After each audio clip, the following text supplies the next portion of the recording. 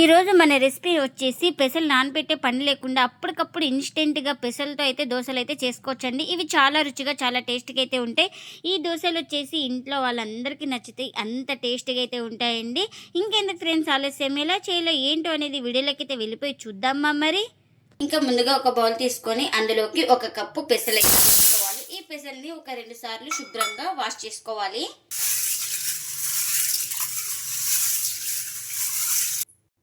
ఇలా ఒక 2 సార్లు శుభ్రంగా వాష్ చేసుకొని వాటర్ అన్ని వంపేసుకున్న తర్వాత ఇప్పుడు ఇందులోకి 1/2 కప్పు బొంబాయి రవ్వను అయితే వేసుకుంటున్నాను. అదే సోజీ రవ్వ, ఉప్మా రవ్వ అంటారు కదండి, దాన్ని అయితే ఒక 1/2 కప్పు అయితే వేసుకుంటున్నా. ఇంకా ఇప్పుడు ఇందులోకి సగ్గుబియ్యం ఒక 2 స్పూన్ దాకా వేసుకోవాలి. ఇప్పుడు ఇందులోకి 1/2 కప్పు పెరుగు,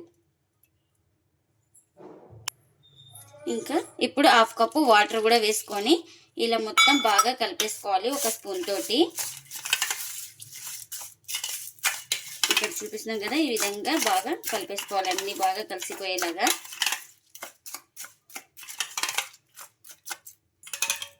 ఇంకా ఇలా మొత్తం బాగా కలిపేసుకున్న తర్వాత ఒక మిక్సీ జార్ అయితే తీసుకొని ఇంకా అందులోకి అయితే వేసుకుంటున్నా ఇలా మిశ్రమాన్ని, కలిపిన మిశ్రమాన్ని.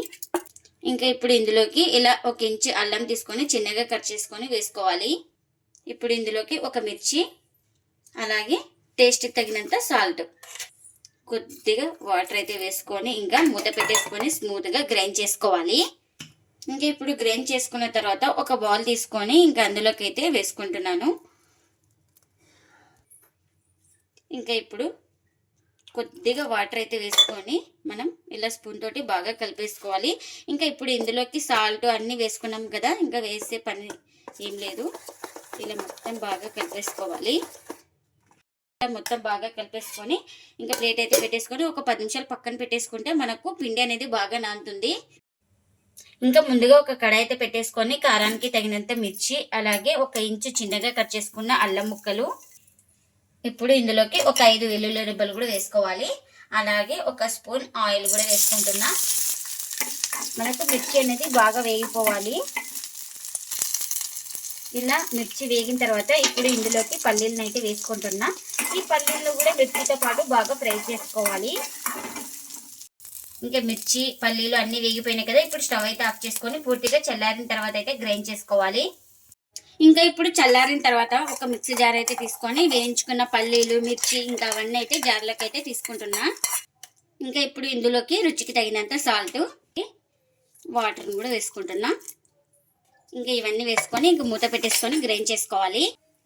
ఇంకా గ్రైండ్ చేసుకున్న చట్నీని ఒక బౌల్ తీసుకొని ఇంకా అందులోకి అయితే చట్నీని అయితే వేస్తున్నా. ఇంకా ఈ చట్నీకి పోపు అయితే పెట్టేసుకున్నాను, ఆ పోపును కూడా ఈ చట్నీకి అయితే వేస్తున్నా. ఇంకా మనకు చట్నీ అయితే రెడీ అయిపోయింది. ఇంకా ఇప్పుడు ఒక 10 నిమిషాల తర్వాత అయితే చూపిస్తున్నాను చూడండి.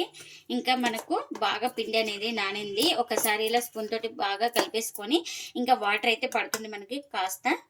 ఇప్పుడు ఇంకా కొద్దిగా వాటర్ అయితే వేసుకొని ఇంకా ఇలా బాగా కలిపేసుకోవాలి మొత్తం. ఇంకా వాటర్ వేసి కలుపుకున్న తర్వాత ఇలా ఉండాలి చూడండి. ఇంకా బ్యాటర్ అయితే చూపిస్తున్నాను కదా, ఈ విధంగా ఉండాలి. ఇంకా పెనం కూడా పెట్టేసుకున్నాను, పెనం కూడా హీట్ అయింది. వేసే ముందు పిండి మొత్తాన్ని ఒకసారి బాగా కలిపేసుకొని మనకు ఎంత పిండి కావాలో అంత వేసుకోవాలి. ఇంకా ఇక్కడ నేను దోశ అయితే వేస్తున్నాను. ఇంకా పిండి ఇలా వేసుకొని ఇంకా ఇలా స్ప్రెడ్ చేసుకోవాలి, మనకి ఎంత కావాలో అంత.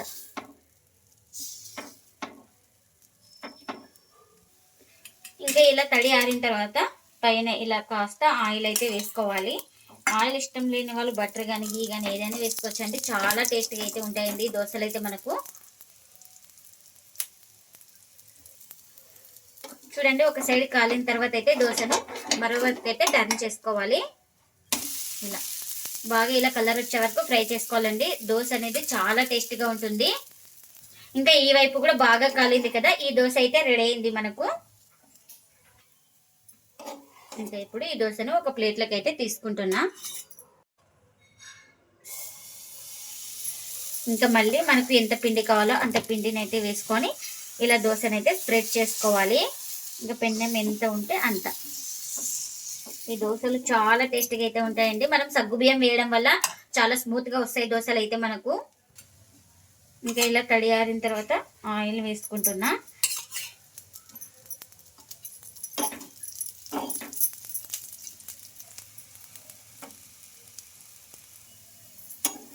ఇంకా ఇలా దోశ ఒక సైడ్ కాలిన తర్వాత మరో వైపు అయితే టర్న్ చేసుకుంటున్నా. ఇష్టం ఉన్న వాళ్ళు ఈ సైడ్ కూడా ఆయిల్ అయితే వేసుకోవచ్చు, నేనైతే వేయడం లేదు.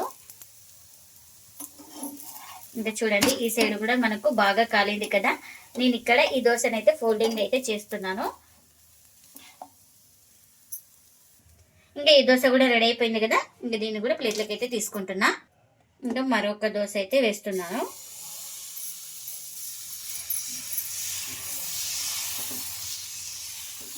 ఈ దోశలు చాలా టేస్ట్గా ఉంటాయి, తప్పకుండా ట్రై చేయండి. ఇంకా ఇట్లా తడి ఆరిన తర్వాత ఆయిల్ అయితే వేసుకుంటున్నా. మన ఇంట్లో ఏ దోశ పిండి కానీ ఇడ్లీ పిండి కానీ ఏం లేకున్నప్పుడు ఇన్స్టెంట్గా ఇలా దోశ చేసుకుంటే చాలా టేస్ట్గా అయితే ఉంటుంది. ఇంకా ఇలా ఒక సైడ్ బాగా కాలిన తర్వాత ఇలా మరోవైపు అయితే టర్న్ చేస్తున్నాను. ఇంకా అన్ని దోశలు ఇలానే చేసుకోవాలి. పెసలు నానబెట్టే పని లేకుండా అప్పటికప్పుడు ఇన్స్టెంట్గా చేసుకునే పెసల దోశలు అయితే రెడీ అయిపోయినాయండి. ఇంకా ప్లేట్లకి అయితే సర్వ్ చేస్తున్నా. మామూలు నార్మల్ పెసరట్టు కన్నా ఈ దోశలు అయితే చాలా టేస్టీగా ఉంటాయండి. అలాగే స్మూత్గా కూడా ఉంటాయి. మనకు క్రిస్పీ కావాలంటే క్రిస్పీగా, మనకు స్మూత్గా కావాలంటే స్మూత్గా కూడా చేసుకోవచ్చు. ఇంకా ఇప్పుడు ఇందులోకి చట్నీ కూడా చేసుకున్నాం కదా, చట్నీని కూడా సర్వ్ చేస్తున్నా. ఈ దోశలు వచ్చేసి ఇంట్లో వాళ్ళందరికీ నచ్చితే అంత టేస్టీగా అయితే ఉంటాయండి.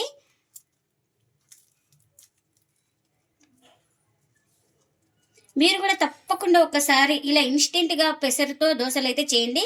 చాలా అంటే చాలా బాగా వస్తాయి. మీరు కూడా తప్పకుండా ఒకసారి ట్రై చేసి మీకు ఎలా వచ్చిందో కామెంట్ అయితే చేయండి ఫ్రెండ్స్. ఇదండి ఇవాల్టి వీడియో. ఈ వీడియో కనుక నచ్చితే ప్లీజ్ లైక్ చేయండి, షేర్ చేయండి, కామెంట్ చేయండి. అలాగే లైక్ చేసి సపోర్ట్ చేయండి friends. Thanks for watching. Bye bye.